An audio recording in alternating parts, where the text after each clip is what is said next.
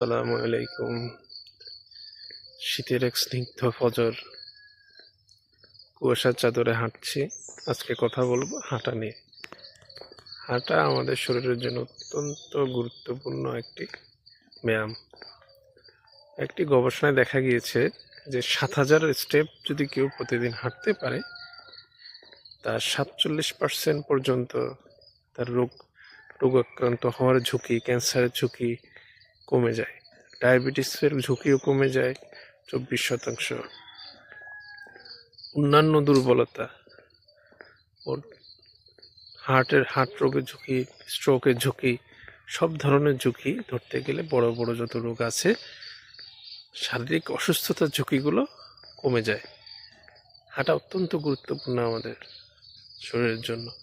এটা আমাদের মাসলগুলো রিল্যাক্স হয়, কাজ করে, ব্যায়াম হয়, স্টিফ হয়, রিল্যাক্স হয়।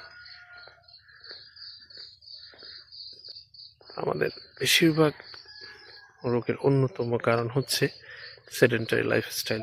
আমরা ব্যায়াম করি না, হাঁটাচলা করি না,